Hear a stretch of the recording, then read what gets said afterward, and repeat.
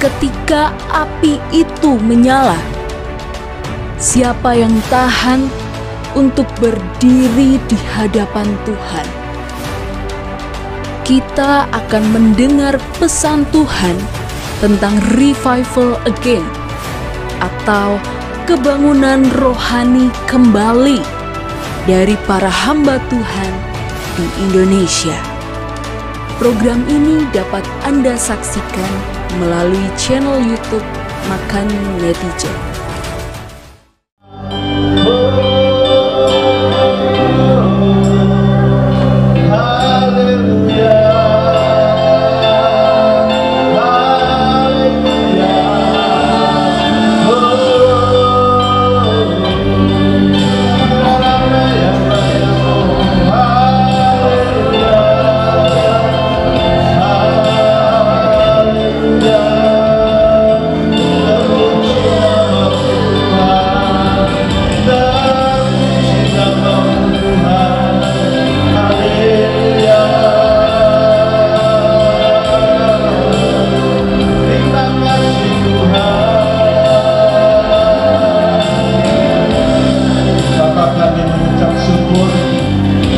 Setiap kesempatan yang Tuhan berikan kepada kami boleh belajar mengerti pikiran Tuhan, kami boleh belajar mengerti perasaan dan kehendak Tuhan, sehingga kami tidak menjadi orang-orang yang berjalan dengan kebenaran kami sendiri, tetapi kami berjalan dengan apa yang dikehendaki Tuhan di dalam kehidupan kami. Terima kasih Tuhan, dan biarlah pada sore hari ini ketika setiap kami mempersiapkan hati kami, biarlah Tuhan yang berbicara secara pribadi, lepas pribadi di dalam kehidupan kami.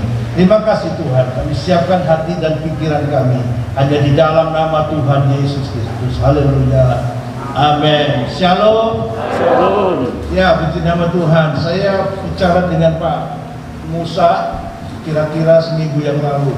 Aku kira gregetan yang caruban. Saya ini sudah gregetan kok. Gemes. Nah, saya itu sudah gemes ke Caruban. Saya banyak melihat di Instagram, di Facebook, saya melihat kebaktian-kebaktian yang dikerjakan. Saya melihat sesuatu yang jarang terjadi di mana-mana. Bisa tiap-tiap gereja gantian khotbah.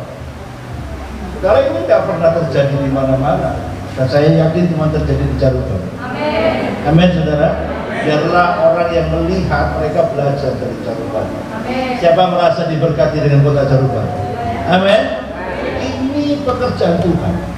Saya katakan kepada Pak Musa, jenengmu itu orang Musa. Namamu itu seharusnya Abraham.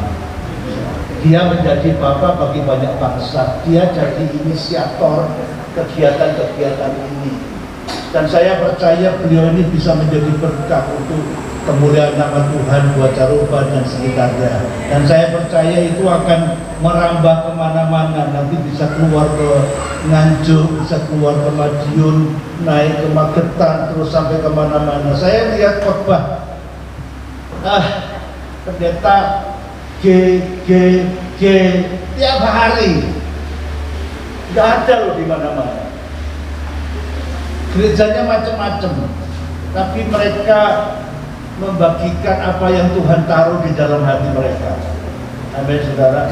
Dan sore hari ini saya rindu bahwa revival again itu tidak cuma diartikan sebagai kegiatan-kegiatan, tapi kita memahami, makin hari makin memahami Tuhan.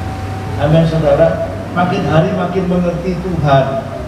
Saya rindu bahwa saudara tidak cuma mendengar dari kata orang, tapi saudara belajar mengerti perasaan Tuhan, hatinya Tuhan.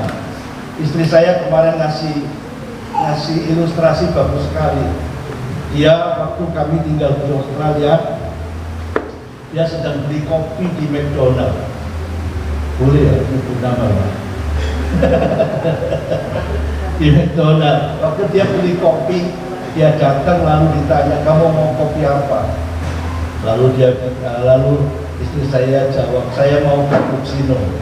Lalu ditanya lagi, cappuccino itu kopinya apa? Robusta, Arabica, atau yang apa? Jadi saya bingung. Pokoknya yang nggak asem gitu. Akhirnya, oke, kalau itu yang nggak asem ya mau pakai creamer nggak?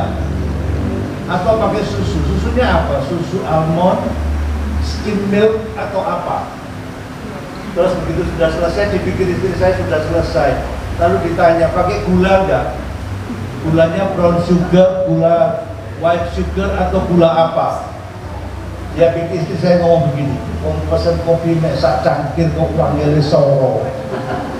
Ya dong, kok susah banget gitu loh. Tapi terus kemudian istri saya bilang, ya sudah saya mau skim milk. Oke, kalau gitu sekarang gulanya itu berapa sendok?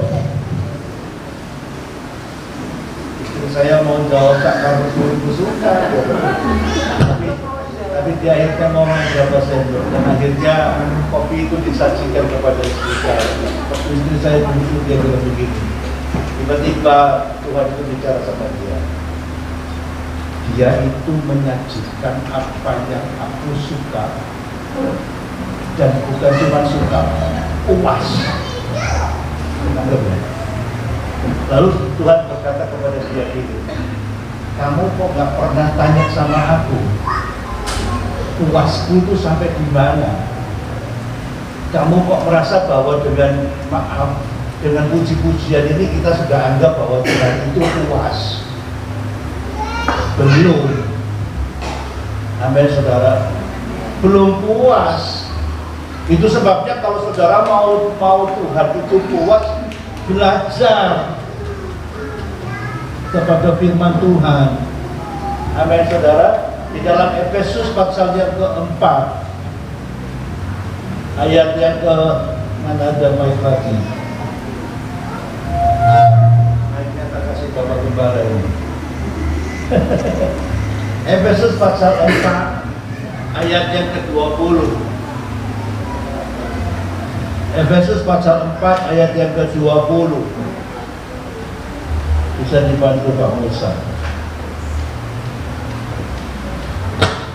Efesus 4 ayat 20, tetapi kamu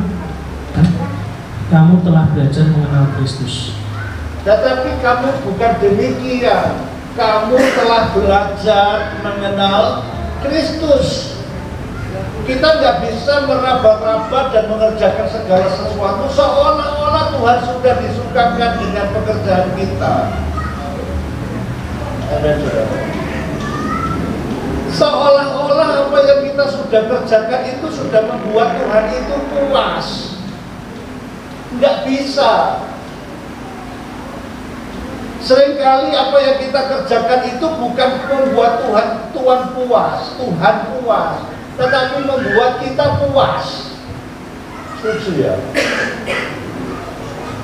Itu sebabnya dalam kekristenan kita ini kita nggak bisa jadi orang yang ke gereja 1 minggu 1 kali. Ayo coba 1 kali lagi kita baca Efesus 4 ayat yang ke-20, tapi kata kamu diganti kata saya. Saya yakin pasti mak jelek.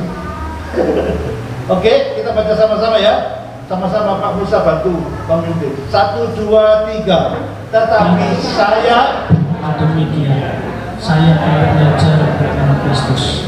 Amin. Tetapi saya bukan demikian. Saya sudah belajar mengenal Kristus, karena Kristus ngomong begini, kalau kamu mengenal aku, kamu mengenal siapa? Bapakku.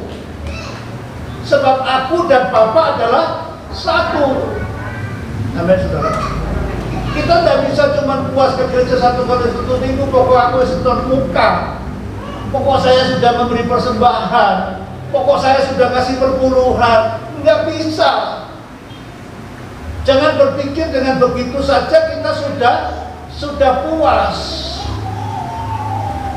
Tetapi ayat yang selanjutnya, ayat yang ke-21, kita baca sama-sama ya. Kata kamu diganti kata saya. Oke, 1, 2, 3. Karena saya yang mendengar tentang Dia dan menerima pengajaran di dalam Dia menurut kebenaran yang nyata dalam Yesus.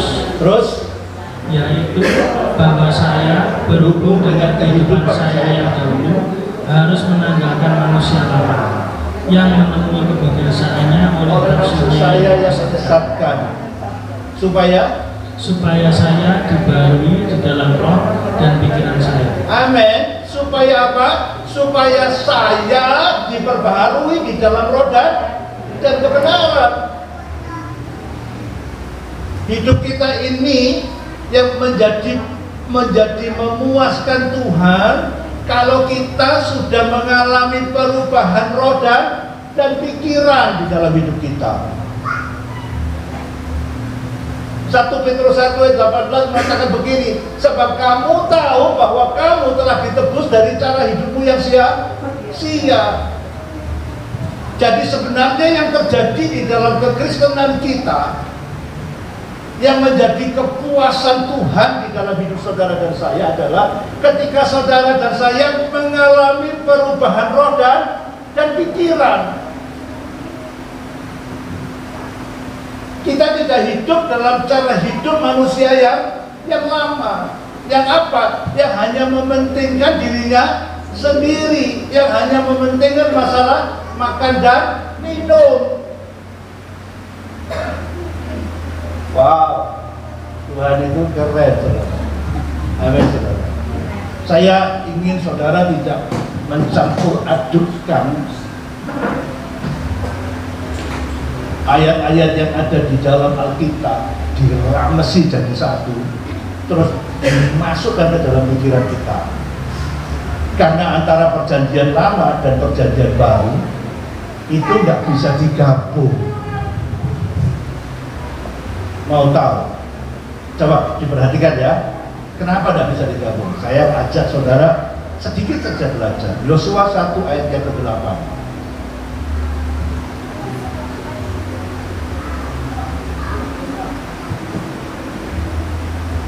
Yosua 1 ayat yang ke-8. Ayat ini sering dibaca kok. Ya, terus silakan Pak Musa. Yosua 1 ayat 8. Janganlah engkau lupa memperkatakan kitab Taurat ini, tetapi renungkanlah itu siang dan malam, supaya engkau bertindak hati-hati sesuai dengan segala yang tertulis di dalamnya, sebab dengan demikian perjalananmu akan berhasil dan engkau akan beruntung. Amin. Jangan engkau lupa memperkatakan kitab Taurat ini siang dan malam, supaya apa? Supaya engkau bertindak hati-hati dan perjalananmu akan berhasil dan beruntung. Tetapi dalam perjanjian baru, coba perhatikan di dalam kitab Roma pasal 8 ayat yang ketiga, bagian A saja. Silakan Pak Musa. Roma 8 ayat 3, sebab apa yang tidak mungkin dilakukan hukum Taurat karena tidak berdaya oleh daging, telah dilakukan oleh Allah. Amin. Stop. Perhatikan ya, tadi bilangnya begini. Jangan engkau lupa memperkatakan kitab Taurat ini siang dan malam, supaya kamu bertindak hati-hati. Tapi di dalam perjanjian baru dikatakan apa? Sebab hukum Taurat yang tidak berdaya karena apa? Daging. Ada persoalan yang namanya daging. Ada persoalan yang namanya dosa. Amin, saudara. Sehingga seringkali kita lihat ada lampu merah di depan kita begini, mau Kristen gak Kristen seringkali, minta maaf ya, berhentinya itu di depan lampu merah. Ya apa ya? Iya. Rawani ngomong. Ya apa ya? Apakah yang pun itu bisa dibilang orang Kristen? Halo? Biar saudara nyanyi di gereja itu lauk-lauk sampai jebol plafon nih, tapi nek melanggar lalu lintas itu dudu Kristen. Setuju nggak sama saya? Kenapa bisa mengalami seperti itu? Karena hukum Taurat itu tidak berdaya karena apa? Karena daging. Kita itu puas kalau sudah melanggar. Kayak cerita kalau kanca-kancanya mau pulang TV, aku main ke 14 km, ternyata lolos. Bangga kan? Padahal itu melanggar. Kenapa nggak bangga begini? Mau itu pas sampai tak lewati pas kuning. Tapi karena saya anak Tuhan, aku manjat. Bisa bangga apa? Kita bangga yang mana kira-kira seringkali? Setuju ya? Amin. Cara hidup kita yang lama ini harus mengalami revival. Amin, saudara. Bicara revival again itu bukan gebiar, bukan program, bukan acara. Tapi revival itu saudara mengalami pembaharuan di dalam hidup saudara dan saya. Amin, saudara. Tadi dikatakan yaitu bahwa saya yang seharusnya binasa karena nafsu saya, tetapi mengalami perubahan roda pikiran di dalam hidup saya. Berubah ininya. Sebetulnya saya ini pengkhotbah lapangan, rausan mik, wajar semua ragu. Amin, saudara.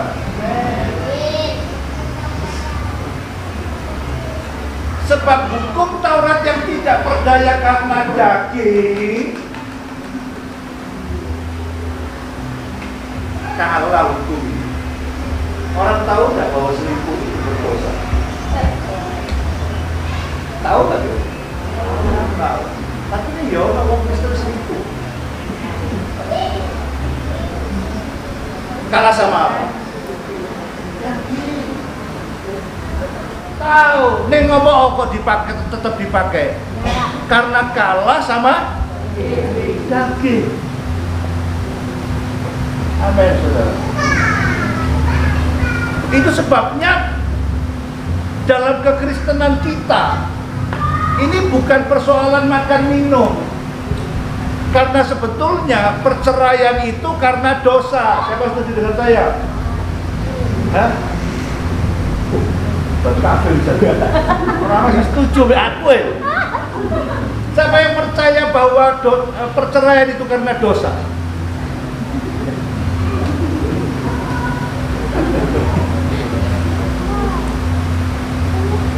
Siapa yang percaya bahwa miskin itu karena dosa?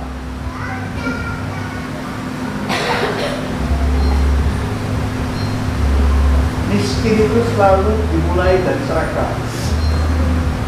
Bangkrut itu selalu dimulai dari serakah. Hidup besar pasak daripada pian. Amin, saudara. Rumah tangga itu perselingkuhan itu dimulai dari mana? Sama-sama tidak bisa menahan hawa nafsunya. Ngamuk diganti kalau ngamuk. Kadang-kadang kalau dipikir begini, kok bisa cerai ya? Padahal dulu pacarannya mbok leket kayak mimilan mintu dong. Setiap hari ketemu, rasanya lepas sedikit aja nggak bisa. Tapi kok bisa cerai ya? Dosa itu, hawa nafsu itu, ketika dibiarkan menjadi sebuah amarah di dalam kehidupan kita, merasa menangnya sendiri, ribut padu di dalam rumah tangga. Saya mau beritahu saudara ya, setiap kali padu, maka padu itu menurunkan tingkat cintanya kita kepada pasangan kita itu sedikit demi sedikit demi sedikit demi sedikit. Nek bendino padu sampai 0. Tanggap. Kenapa kok ada KDRT? Karena kalau dimarahi nyaut. Bengam diseneni ditegur nyaut. Duduk nyaut memean.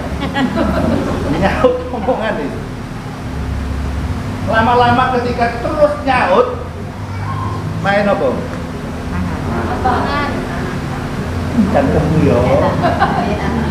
Ya Pak ya? Ya. Itu karena apa? Karena dosa. Cintanya itu yang dulu nek pacaran itu kayak mimilan mintono, tapi ya kalau tiap hari ribut, tiap hari itu cintanya kadarnya turun. Makanya seringkali kalau orang sudah tiap hari berantem di dalam rumah tangga, sing lanang budale nyambut jam 6:30 isu, mulai jam 11. Sing wedok mari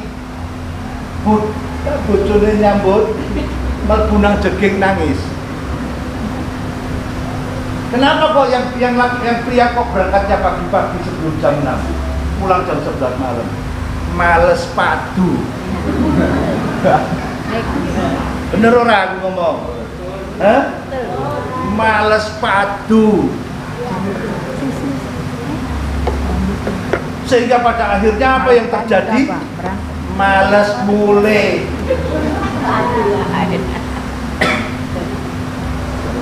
Terus ditampani kalau wiwi gombel.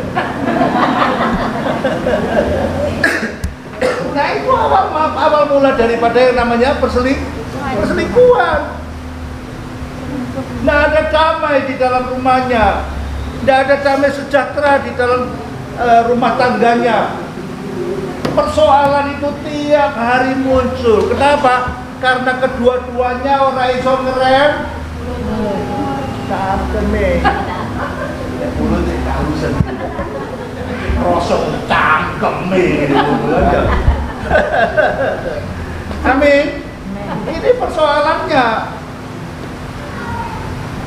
Apakah ini cuma dialami kita? Enggak. Paulus ngalami. Coba lihat. Kita baca Roma pasal 7 ayat 22 sampai ayat yang ke-24. Bisa minta tolong Pak Paulus, Pak Musa. Iya, kayak dengan Paulus saya. Roma pasal 7 ayat 22 sampai 24. Bisa dibantu Pak? Pasal yang Benar, dibaca bareng-bareng ya. Ayat 22 sampai 24. 1, 2, 3. Sebab di dalam batinku aku suka akan hukum, tetapi di dalam anggota-anggota tubuhku aku melihat hukum lain yang berjuang melawan hukum akal budiku dan membuat aku menjadi tawanan hukum dosa yang ada di dalam anggota-anggota tubuhku. Aku manusia celaka. Siapakah yang akan melepaskan aku dari tubuh maut ini? Amin. Rasul Paulus itu ngomong begini, aku manusia celaka. Kamu lah ngomongin, aku manusia celaka. Aku manusia celaka. Seharusnya kita juga ngomong begitu. Karena sebetulnya batin kita itu suka akan hukum Allah. Tetapi di dalam anggota-anggota tubuh kita ini, yang terjadi adalah kita dikuasai oleh hukum dosa. Amin, saudara. Jadi setiap kali mau berbuat baik, ora iso. Saya mau beritahu kepada saudara, ngomong terima kasih wangel. Mari deh, ambil bojone dijepuki anduk. Yo. Orang ono terima kasih. Iya Pak ya? Iya. Angel. Angel. Ngomong maaf apa maneh? Angel. Kenapa kok bisa angel? Karena anggota-anggota tubuh kita ini dikuasai oleh apa? Hukum dosa. Saya pernah sekali, saya punya sopir baru kira-kira 1 minggu.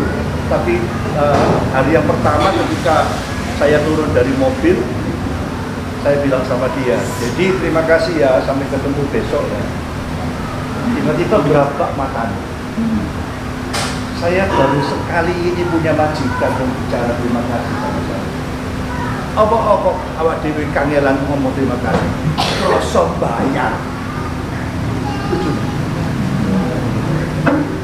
Kroso bayar. Itu sebabnya dalam kehidupan kita mesti mulai sadar kekristenan kita ini mulai harus mengalami perubahan. perubahan, ada revival. Kenapa? Karena selama ini kita cuma diajari Tuhan baik, Tuhan luar biasa, Tuhan dahsyat, Tuhan itu pengertian sama kita, Tuhan itu tidak mau kita kalah, Tuhan itu mau kita menang. Dan kita nggak pernah diajari bahwa kita ini hidup dari dosa. Lucu nggak? Setiap orang yang datang yang tidak punya uang silakan maju ke dalam, maju ke depan, saya akan doakan. Yang punya utang pulang dilunasi. Sopo sih lunasi? Kuingun ilmu gendam. Tangkap saudara. Yang harus terjadi di dalam hidup kita ini, kita harus mengalami perubahan roh dan pikiran, perubahan akal budi di dalam hidup kita. Saya mau tanya nih sekarang, iya cara lunasi utang? Hah? Nek cari ini Basma, tahu Basma? Yang tua pasti kenal Basma gitu Pak. Basma itu koncolnya Kirun. Kirun tak kirim beriku ya. Koncolnya Basma itu kalau ngomong gini, mau utang wajire, itu jadi sampean. Dari ini Basma enggak. Wong utang wajire semoyo. Tapi nggak begitu. Amin. Hanya ada dua jalan untuk orang bisa bebas dari utang. Yang pertama, dia harus sepakat dengan firman Tuhan bahwa dia tidak bikin utang lagi. Setuju? Yang kedua, dia harus sepakat bahwa berapapun pendapatannya harus disisihkan gue bayar utang. Biar dilengani minyak urapan seember dikuyang sampai keromoh. Tapi dua hal ini tidak dikerjakan, utangnya nggak akan pernah selesai. Utang 1 juta, ono sing menehi 2 juta dibayar, tak jamin 2 bulan mana utangnya 10 juta. Enggak ya? Saya mau tanya, kalau saya umpama kita ini punya utang, saya lah, nanti ada yang tersinggung kalau ngomong utang. Umpama saya punya utang nih, utang saya itu 1 juta, ya kan? Terus ada orang tiba-tiba datang, Pak Roy, saya ada berkat Pak Roy, tak kasih berkat 2 juta. Pertanyaan saya, utang saya 1 juta langsung lunas apa orang?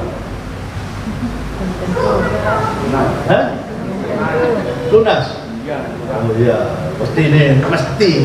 Nah, itu gimana Pak?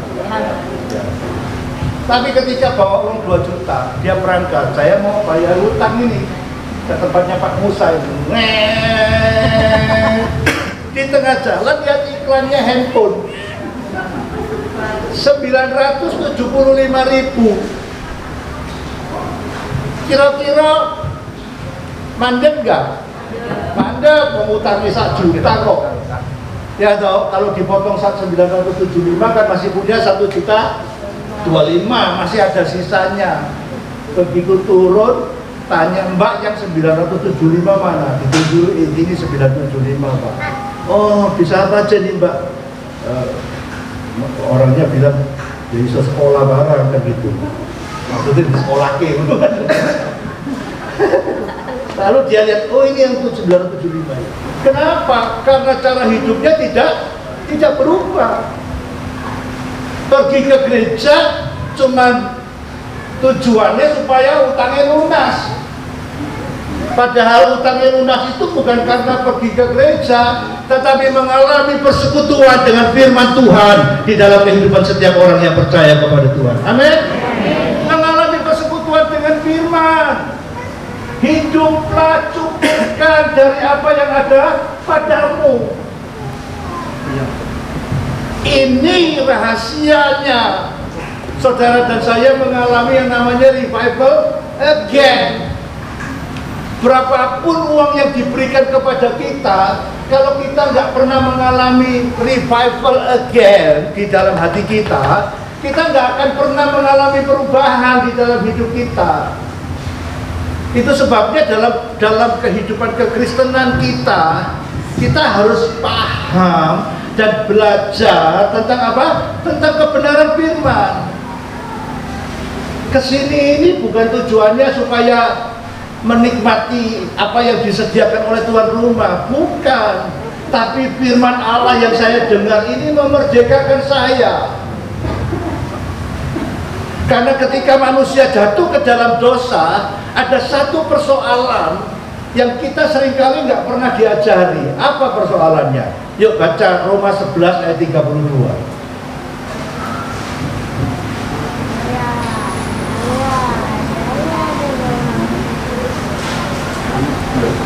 Roma 11 ayat 32.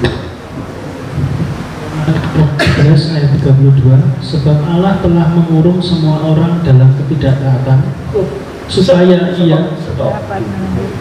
Sebab Allah telah mengurung semua orang di dalam ketidaktaatan. Sebetulnya bukan saudara bilang begini, ngocok firman ibu, nglakoni firman ibu wangel, Pak. Kenapa kok angel? Karena tidak punya kemampuan untuk melakukan. Loh, Pak, Tuhan kok jahat mengurung semua orang di dalam ketidaktaatan. Nih, saya kasih rahasianya. Manusia itu diciptakan dari apa? Dari debu tanah. Elemen yang kedua adalah manusia diberikan apa? Nafas hidup. Nafas hidup itu adalah pikirannya Allah, kehendaknya Allah, perasaannya Allah yang diberikan melalui rohnya di dalam hidup kita. Tapi Roma 3:23 mengatakan sebab semua orang telah berbuat dosa dan kehilangan apa? Kemuliaan Allah. Kehilangan apa? Kehilangan perasaan Allah, kehilangan kehendak Allah, kehilangan pikiran Allah dari kehidupannya. Sisanya cuma apa? Debu tanah. Debu tanah. Nafas hidupnya ditaruh di sini, tapi karena dosa nafas hidupnya hilang. Sebetulnya manusia bukan cuma kehilangan nafas hidup, tapi manusia kehilangan siapa? Kehilangan Allah, kehilangan perasaan Allah, kehilangan kehendak Allah. Sisanya cuma apa? Sisanya cuma debu tanah. Debu tanah itu identik dengan daging. Debu tanah itu identik dengan apa? Hawa nafsu di dalam hidup kita. Sehingga gak heran kalau orang kehilangan Tuhan, orang sudah lama tidak ke gereja, orang sudah lama tidak baca firman Tuhan, dia pasti egois, karepe dhewe, menangi dhewe, bener dhewe. Setuju nggak teman-teman? Kenapa? Karena model ilahinya tidak ada, sudah hilang. Sehingga kita akan menemukan banyak orang hidup karepe dewe, hukum itu nggak ono. Saya berdoa emak-emak di sini kalau naik sepeda motor jangan melawan arah. Itu bener nggak? Ya. Karena itu menangi dewe, karepe dewe. Dan kalau terjadi kecelakaan itu bukan karena Tuhan, bukan musibah juga, tetapi karena hawa nafsu yang tidak bisa dikendalikan di dalam hidup kita. Amin, saudara. Itu sebabnya karena begitu besar kasih Allah kepada seluruh isi dunia ini, Ia mengaruniakan siapa? Anaknya, supaya barang siapa yang percaya kepadanya itu begini, mendengar firman, menyimpan firman, dan melakukan firman di dalam hidup kita, dia tidak binasa, tetapi memperoleh kehidupan yang kekal. Amin, saudara. Produk dosa itu ketika Yesus Kristus itu menjadi model ilahi yang masuk di dalam hidup kita melalui pendengaran akan firman Allah, itu akan merubah model hidup saudara menjadi manusia yang baru di dalam kehidupan saudara dan saya. Tujuannya bukan ketemu Yesus terus tawenei duit, terus tak ini mangan. Bukan begitu.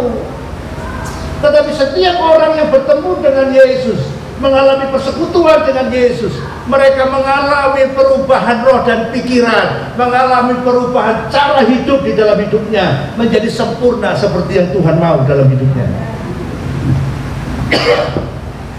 Oke, sekarang saya tanya yang terakhir. Kalau di sini, sebelah sini sini ada restoran Indonesia, makanannya penyetan. Sebelah ono rumah makan lagi, panganannya penyetan. Di sebelah sana lagi ada rumah makan lagi, panganannya penyetan. Sama-sama penyetan. Kita selalu bilang begini, nek ono Tuhan pasti rame. Saudara tahu kalau ono Tuhan pasti rame. Itu secara spesifiknya bicara tentang apa? Kalau ada Tuhan, maka ada nilainya Tuhan di sini. Masak lemone pisang ganti. Setuju? Karena emang kalau goreng pakai jelantah pancen enak, tapi langganannya cepet entek. Kenapa langganannya cepet entek? Mati, kena kolesterol. Setuju? Amen. Dan kalau mau makan di sini, parkirnya dibantu. Bayar neng dibantu. Kalau mau makan di sini diaturkan, tunggu sebentar Pak ya, saya aturkan tempatnya, diatur kilonya. Ya. Terus ketika keluar makanannya dicek betul-betul, pesanannya orang keliru. Nek bayar itu bener sih dipesen, kadang-kadang orang sih ditambahi, orang usah ditambah-tambahi. Restoran ini menjadi ramai karena Tuhan, karena kejujuran, keseriusan, nilainya Tuhan ada di dalam restoran ini, dan nama Tuhan dipermuliakan di dalam diri saudara dan saya. Amin. Jual sepeda motor juga sama. Ada 10 toko semuanya jual Vario, tahunnya sama. Kenapa harus beli sama saya? Karena saya kalau ngomong barangnya jelek Pak, jangan ini, nanti kalau ada yang baik Bapak tak kasih tahu.